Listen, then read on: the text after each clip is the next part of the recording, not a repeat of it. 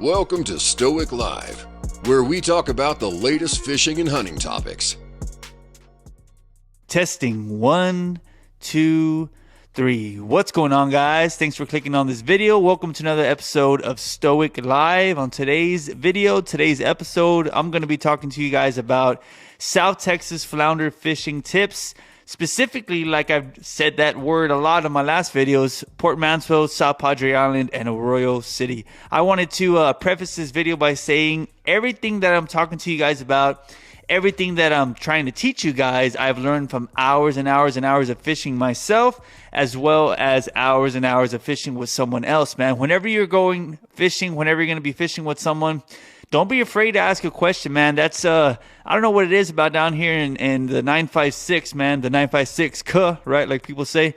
But people don't like to ask questions. People are embarrassed. People are shy, and they just want to pretend like they know everything sometimes. And that's not me, man. I always learn. I always keep an open mind, and I'm an open book, man. I've been wanting to make this little podcast, this little video podcast, so I can help people out, man. Because when I started off fishing, I remember specifically, man, we were in Arroyo City, which is Tommy Park over here, down here near Rio Hondo, and I walked in to the boat ramp. I was getting off of the truck, and I saw a guy, and he had like stringers of fish, man. He really slayed those redfish and trout, and he had them laying all over his boat. So I asked him, yo, bro, what were you doing, or how did you catch these fish? And I remember I was maybe like 13, 14 years old. He looks over at me, and he says, oh, I caught him out on the water.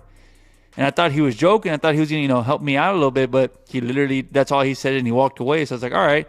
And I told myself, if I ever get to a position where I can help someone, if I can teach someone, and I can take the time to try to, make them a better angler, that's what I wanted to do. So here I am creating this podcast, creating this journey with you guys to try to make sure you guys can learn, and you don't have to be spending your time. You don't have to be doing something wrong. You don't have to be doing something that's not going to be working. You can come to these videos and you can learn. So let's get straight into the video. South Texas flounders, man. The way I tell people is always remember, flounders, they lay flat, man. That mouth is completely different than a redfish. That mouth is completely different than a trout. That mouth is more flat. It's like, it's crazy how they just sit on the bottom. Yeah, they do swim around, but how they lay on the bottom like a doormat, that's what, that's the nickname that people give them. They call them big doormats or pancakes because they're flat on the ground. So remember, that mouth is completely different. Why am I saying that? Well, imagine that mouth being extremely, extremely small, and you're going to be throwing a 5-inch, you're going to be throwing a topwater, you're going to be throwing something that's like huge. Those flounders, they're not going to be able to fit that lure in its mouth. Or if they do fit that lure in the mouth, if they're, pretty hungry and they're pretty aggressive, or they know what they're looking for, or they're hungry, that flounder is going to have that bait in the mouth, and it's not going to get hooked when you try to set the hook. I've had it before where I'm throwing the lure. I feel a little bit of a tug. I give it a pop. I get all excited. I'm thinking, yeah, bro, I got a flounder. And then that lure comes off. You got to remember that lure is going to be, it's going to be like, 3-inch, 3.5-inch, and that hook's going to be a little bit further back. So you want to make sure you take your time. So why am I saying that? Why are you saying that, bro? Well, whenever you're casting your lure, keep that in mind. So whenever that lure drops in front of that flounder and you're going to feel a bite, you're going to feel a little bit of a pull, do not set the hook automatically. Sometimes you're going to get lucky. Sometimes you're going to be able to catch the fish like that. Take your time. I always like to take 1 to 2 seconds. I know it's not that long, but in a fish's mouth, it's going to be able to eat it. It's going to be able to get that lure in its back of its throat. That way you can hook it whenever you set the hook. So whenever you feel a bite, take a second, relax, take 2 seconds, relax, and then set the hook at an angle. I know people are like, what are you talking about? Well, if you're throwing that lure out in front of you and you feel a bite, if you're fishing for flounder, right, you feel a bite, I always like to set the hook the opposite way. So I'm right here, I feel the bite, I wait, boom, set the hook this way, boom, set the hook that way, or set the hook a little bit off center to where your line is. Why do you do that? Just think about it, man. That flounder is gonna be flat like this. That lure is gonna be right in front of its mouth. It's gonna hit, but if you set the hook at an angle, that hook is gonna get inside its mouth. So that's gonna be a big tip, man. Take your time whenever you're fishing for flounders, and that's gonna go right into the next tip. What do I like to throw? What type of lures? what size of lures. Are they scented? Are they not scented? Bro, if you could only throw one lure color for flounder, I always recommend throwing something white with pink, or even just completely pink, man, because those flounder, 9 times out of 10, man, the ones that I've caught, they always have like a shrimp in their mouth, or they always have a small little bait fish in its mouth. So you want to mimic what they are feeding on, right? That kind of makes, like, you know, common sense. Throw something that the fish are feeding on. Whenever I fish for bass, whenever I fish for catan, whenever I fish for other species, I try to match the hatch, right? Throw the lure color that they're feeding on, and that will set you up for success. So that's going to be the color.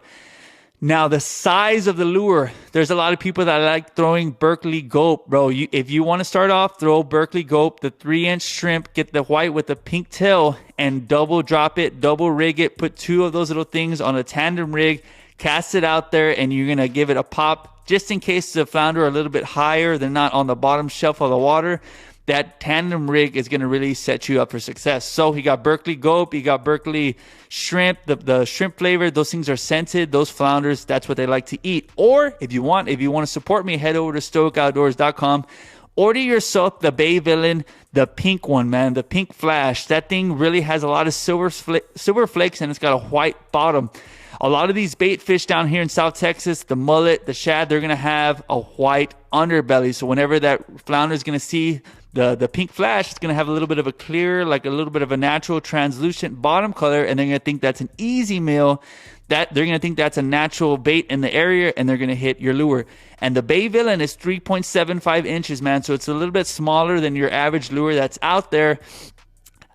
These fish down here in South Texas, the flounders for tournament times, man, imagine a bunch of fish or a bunch of people fishing in an area for the fish, and they're just pressuring those fish for tournaments. They're pressuring that flounder to get that Calcutta. They're pressuring that flounder to bite. And even if it's a keeper, they're going to string it up and they're going to take it home to get it weighed in, right? So try to set yourself up for success. Use a different size of a lure. Use a different size of a presentation for those flounder, and you're going to be able to hook up to a fish. Also, man, little side tip, little side note, I like using a 1/4 ounce jig head. I like using the Apex Predator jig heads, promoting my own brand again, right? You can go over to my website. It's a 2-aught jig head. So what does that mean? That means that shank is a little bit not as further back, so it's going to be right towards the end, right towards the front end of that jig head. So whenever you're casting that lure out there, that Bay Villain is going to get in its mouth a lot more easier. It's going to look a lot more natural in the water because of that short jig head, that short shank on your jig head. 1/4 ounce. Why do I like throwing 1/4 ounce? Because when you cast it out there, that jig head's going to fall down to the bottom a lot faster, as opposed to throwing an 1/8 ounce jig head, a 1/8 ounce jig head, or a weedless hook. So whenever you cast it out there, it's going to feel a little bit odd. It's going to feel a little bit heavier than your 1/8 ounce jig head, but it's going to drop down into the water column a lot faster. I do know people that like throwing 3/4 ounce jig heads. That's cool too. If you're fishing like in 4 or 5 feet of water and you're looking for those flounders on the bottom of a shelf, hey, throw the 3/4 ounce jig head. Just change it up, man. Just because I'm giving you guys these tips doesn't mean it's going to specifically work for that area, but it's going to help you success. It's going to help you set you up for success, right? And it's going to make those flounder hit your lure. So you got your jig head, you got your lure, you got how long to wait. You want to make sure the lure hits all the way down to the bottom, because a lot of the times those flounder are on the bottom.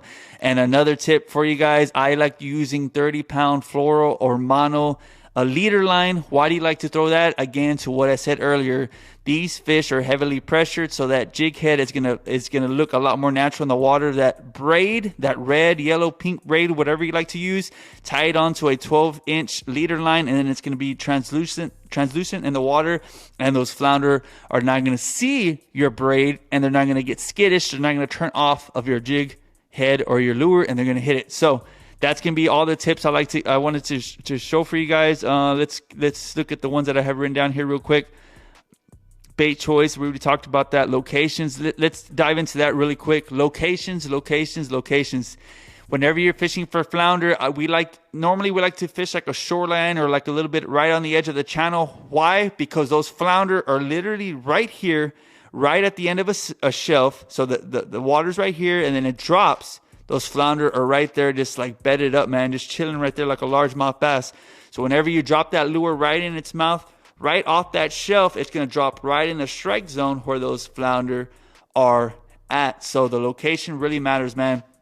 A lot of people just like going to random spots and they're just casting a lure hoping to try to find a flounder. But man, try to fish docks, try to fish drop-offs, try to fish the end of like a channel area, and that's where those flounder are at. Specifically, there's a lot of spots here in Arroyo City where a lot of people know where they're at. They like fishing, like, you know, islands where they're dried up, so you're right on the edge of that drop off, like I said. So try to pick a spot where there's something a little bit more different than your average spot whenever you're fishing for flounder as opposed to redfish and trout. So the last tip right here, man, remember that these flounders are different than the redfish and trout. There's different lengths. You can't just go out there and catch a 8-inch flounder and think, oh, I caught one, I'm going to keep it. No, bro, you got to get the regulation size. You got to get the right length. You got to use the right check-it stick, because you don't want to go out there and get a ticket by a game warden, and you don't want to be disrupting the natural, you know, environment, habitat of a flounder for nothing, because that's not the right size. And remember that they're only during a certain time of the year, that you can't just go out there randomly throughout the year, catch yourself a limited flounder and go home and take it with you. But that's not how it works, man. So look at your local regulations. I fish down here in the 956, so there's one set of rules down here. There might be a little bit different up north, so just, you know, Google it. It's your favorite thing you can do nowadays, or go to the legit Texas game warden fishing website. So thank you guys for watching this video. If you guys have any tips for flounder fishing, drop them down below. I know the last video for the speckled trout, it was a good experience, a good learning environment. People were commenting down below their tips and tricks. And this video is going to be posted in a premiere status, so I'm going to be in the comment section, man. So if you guys have anything you guys want to share with me, Yo Stoic, what's up? Yo Stoic, I'm watching from Westico. Yo Stoic, I'm watching from Rio Grande City. Drop it down below. I also have people that have been messaging me or emailing me. If you guys are, you know, shy, you guys don't want to, you know, put your text or your comments in the section down below, you can always email me at stoicoutdoors at gmail.com, and I will get to your order for those. I will get to your email. And for those that have been purchasing stuff on my website, I appreciate each and every one of you guys. I'm always putting in stickers. I'm always going to put in something for free, especially if you're from the 956, if you're from the area that I am from. So thank you guys for watching this video. As always, like, share, and subscribe. Stick around for the next episode. As always, be resilient on the water and off. Peace. Thanks for tuning in. Subscribe and stick around for the next episode of Stoic Live.